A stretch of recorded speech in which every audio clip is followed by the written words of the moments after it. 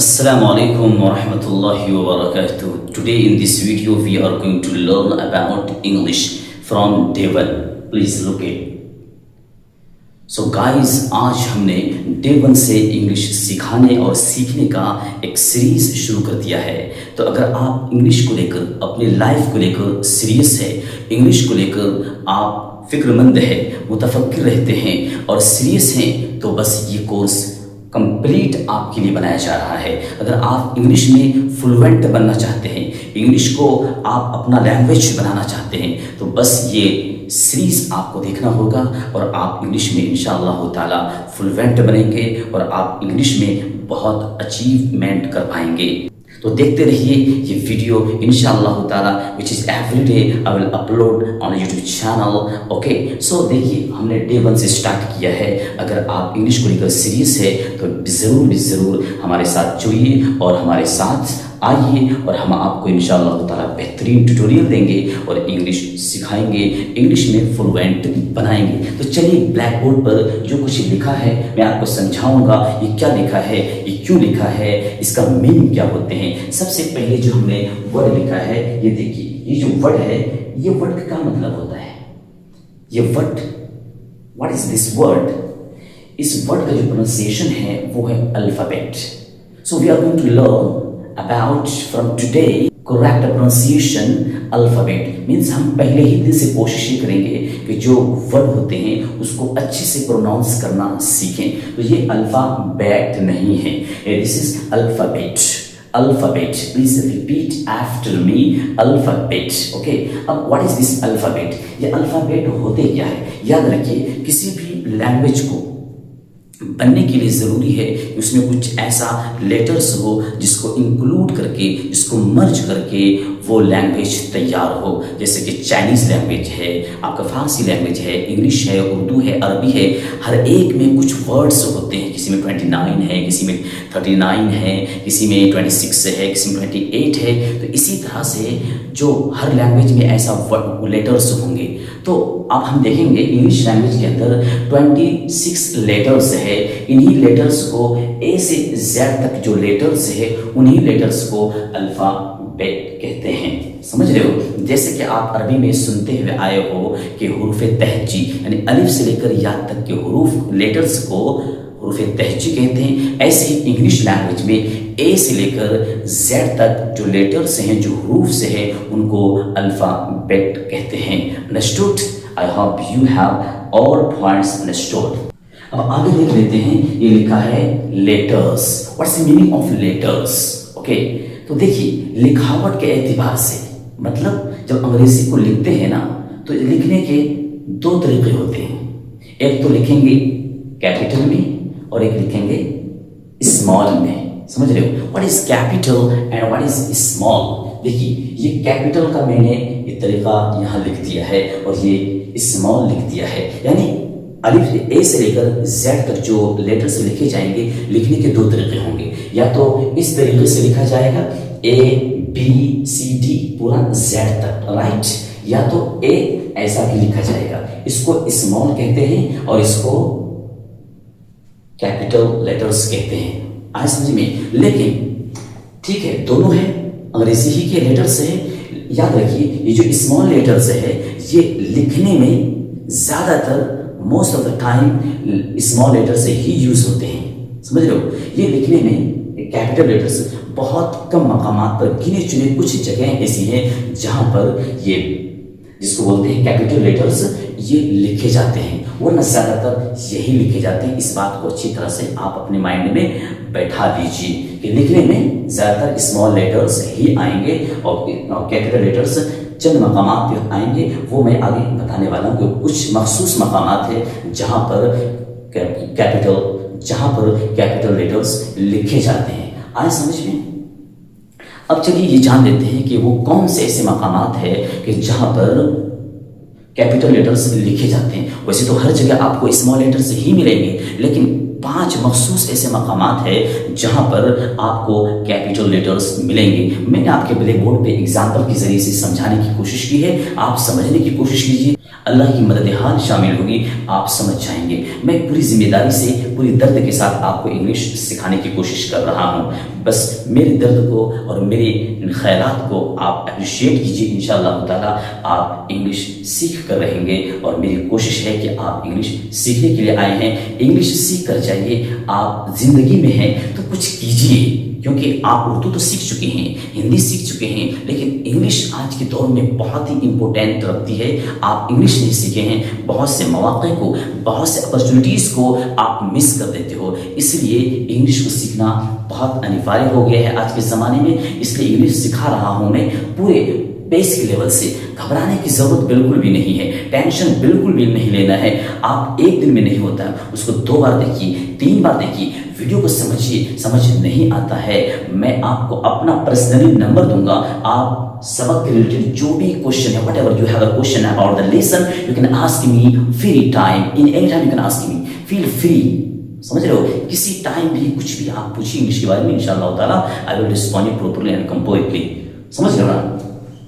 चलिए अब हम ये जान लेंगे कि कैपिटल लेटर्स कहाँ पे यूज होते हैं, वो कौन से ऐसे 5 मकामात है कि जहाँ पर कैपिटल लेटर्स का यूज होता है। वन ऑफ देम कि this is my book, example दी है। याद रखिए पूरे सेंटेंस, एक सेंटेंस पता नहीं किसको बोलते हैं कि जब एक जगह से शुरू होता है और जब तक के वो खत्म ना हो जाए, तो वो एक पूरा सेंटेंस। जैसे दिस इज माय बुक, ये दिस इज माय बुक ये पूरा एक सेंटेंस है। समझ रहे हो, इसमें एक वर्ड दिस इज, एक वर्ड है, ये है, ये है, ये है, ये 4 वर्ड मिलकर एक सेंटेंस बना है। समझ रहे हो? तो जब सेंटेंस के आगे कॉमा लग जाता है, इसका मतलब ये सेंटेंस यहाँ मुकम्मल हो गया है। तो अब पूरे सेंटेंस का जो पहला वर्ड का पहला लेटर होगा, ये पहला वर्ड है, दिस इज वर्ड है, और दिस का जो पहला लेटर है वो टी है, और टी ये कैपिटल में होगा। खुलासा ये हुआ कि जुमले का जो पहला लेटर होगा वो कैपिटल में होगा, इसीलिए मैंने दिस का जो टी लिखा है वो कैपिटल में लिखा है। ठीक है, ऐसे ही यहाँ पर कॉमा आ गया, एक सेंटेंस मुकम्मल, एक जुमला मुकम्मल हो गया। अब अगला सेंटेंस यहाँ से जो चालू होगा उसके बाद फिर वो कैपिटल लिखा जाएगा, क्योंकि वो अगला सेंटेंस है, अगला जुमला है। अंडरस्टूड? चलिए, एक चीज तो ये हो गई। अब दूसरा एग्जाम्पल, किसी शख्स का नाम, किसी मुतय्यन फर्द का नाम, किसी जगह का नाम, किसी इदारे का नाम। जैसे उसकी एग्जाम्पल, मेरा नाम असद, मैंने यहाँ एग्जाम्पल लिखा है असद। असद का जो ए होगा, जो पहला वर्ड लेटर होगा वो कैपिटल में होगा। किसी का भी नाम, जाहिद, जाहिद का जो जेड होगा वो कैपिटल में होगा। उमर, उमर का जो यू होगा वो कैपिटल में होगा। देन स्मॉल होगा, पहला वर्ड कैपिटल में, उसके बाद स्मॉल में होगा। ठीक है, ऐसे ही जगह का नाम, जैसे कि मैंने हमें एग्जाम्पल दी है कि झारखंड, झारखंड चूंकि एक प्लेस है, एक जगह का नाम है, इसलिए झारखंड का जो पहला वर्ड है जे मैंने कैपिटल में लिखा है।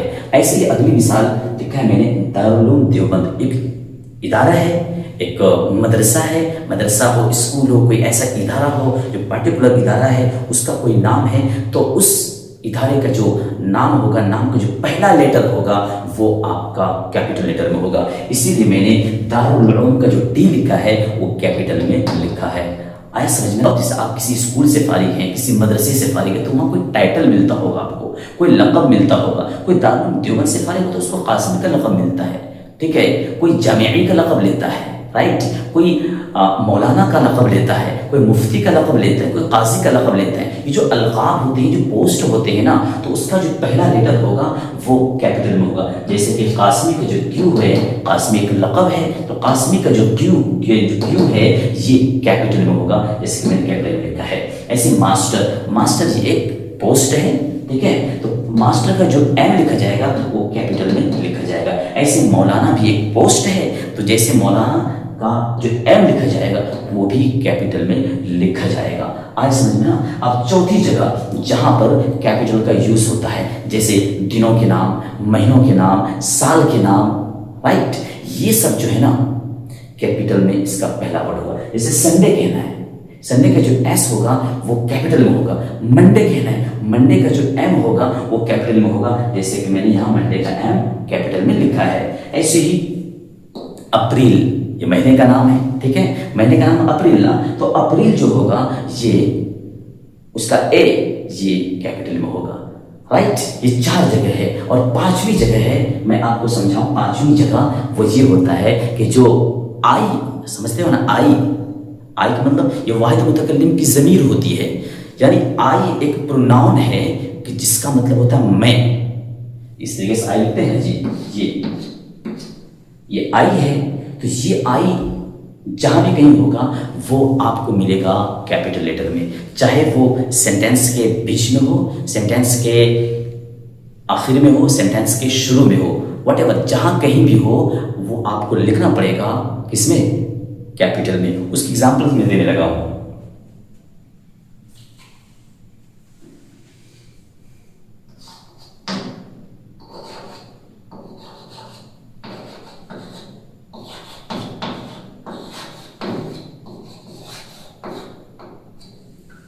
आई एम ए स्टूडेंट, आई है, ये शुरू में है तो ये कैपिटल नहीं होगा, मान के चलते बीच में है,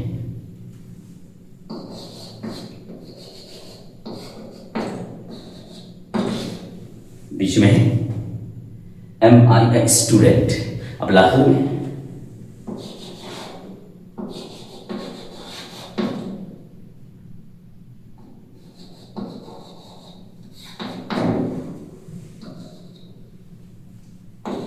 ये लिखा आखिर में, व्हाट एम आई, आखिर में है ना, वहां भी कैपिटल में ही होगा।